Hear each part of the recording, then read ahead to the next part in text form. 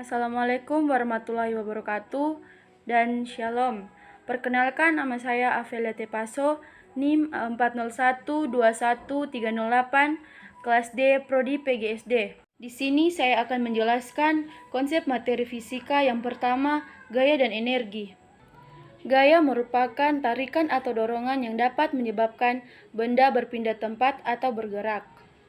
Gaya dapat dikelompokkan berdasarkan dua kategori berikut. Yang pertama, gaya sentuh, dan yang kedua, gaya tidak sentuh. Gaya sentuh adalah gaya yang mengenai benda secara langsung. Gaya tidak sentuh adalah gaya yang tidak mengenai suatu benda. Energi adalah besarnya gaya dikali jarak, dengan kata lain, gaya ada karena tempat terdapat energi. Kedua, saya akan menjelaskan cahaya dan sifatnya. Cahaya adalah energi berupa gelombang elektromagnetik kasat mata yang memiliki panjang gelombang 380 hingga 750 nm. Sifat-sifat cahaya. Cahaya memiliki beberapa sifat, yaitu mampu menembus benda bening, dapat dipantulkan, merambat lurus, dan dapat dibiaskan maupun diuraikan. Yang ketiga, saya akan menjelaskan sistem tata surya. Tata surya adalah kumpulan benda langit yang terdiri atas sebuah bintang yang disebut matahari dan semua objek yang terikat oleh gaya gravitasi. Yang keempat, saya akan menjelaskan pesawat sederhana. Pesawat sederhana adalah mekanik yang dapat mengubah arah atau besaran dari suatu gaya. Secara umum, alat-alat ini bisa disebut sebagai mekanisme paling sederhana yang memanfaatkan keuntungan mekanik yang untuk menggandakan gaya. Yang kelima, saya akan menjelaskan tentang perubahan wujud zat. Perubahan wujud zat adalah perubahan termodinamika dari satu fase benda ke keadaan wujud zat lain. Perubahan wujud zat ini bisa terjadi karena peristiwa pelepasan dari penyerapan kalor. Baik, di sini saya akan menjelaskan masing-masing masalah dan penyelesaiannya sesuai dengan materi yang sudah saya jelaskan tadi. Yang pertama, gaya dan energi.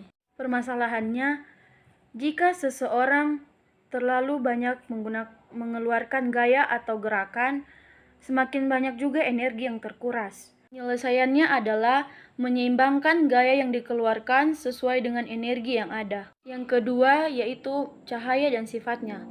Permasalahannya yaitu, tanpa cahaya kita tidak dapat melihat apa-apa.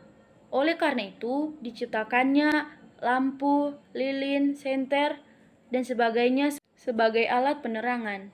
Yang ketiga yaitu sistem tata surya.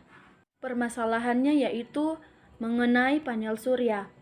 Panel surya dirancang untuk menghasilkan arus listrik saat sinar matahari menyinari mereka.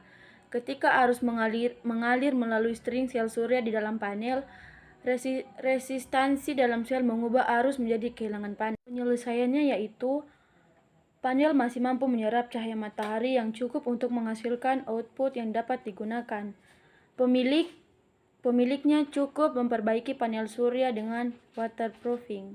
Keempat yaitu pesawat sederhana. Kesalahannya yaitu kita akan sulit untuk melakukan apapun tanpa adanya pesawat sederhana. Penyelesaiannya yaitu jika ada pesawat sederhana, kita akan dengan mudah untuk melakukan segala sesuatu. Contohnya kita menimba air, memaku, mencangkul, mengangkat sesuatu dengan menggunakan pengungkit. Yang kelima adalah perubahan wujud zat. Tanpa adanya perubahan wujud zat, kita tidak akan tahu apa itu mengembun, menyublim, mengkristal, mencair, dan membeku. Kalau kita tahu tentang hal tersebut, contohnya saat proses memasak air, ada sebagian uap yang keluar dari teko. Mengembun, di mana benda gas berubah wujud ke cair. Contohnya gas dari udara pagi yang menjadi air embun di dedaunan. Menyumblim, di mana benda padat berubah wujud ke gas. Selanjutnya, saya akan menjelaskan mengenai penerapan konsep dasar sains yang berhubungan dengan 5 materi yang sudah saya jelaskan tadi. Yang pertama yaitu gaya dan energi.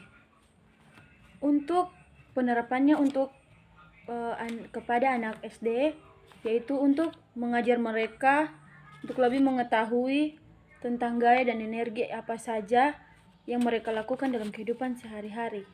Kedua yaitu cahaya dan sifatnya. Penerapannya untuk anak SD yaitu untuk mengajar mereka untuk lebih mengetahui cahaya dan sifatnya. Ketiga adalah sistem tata surya. Untuk mengajar anak-anak lebih mengetahui sistem tata surya, apa saja yang termasuk dalam sistem tata surya. Contohnya planet-planet seperti Mars, Venus, Bumi,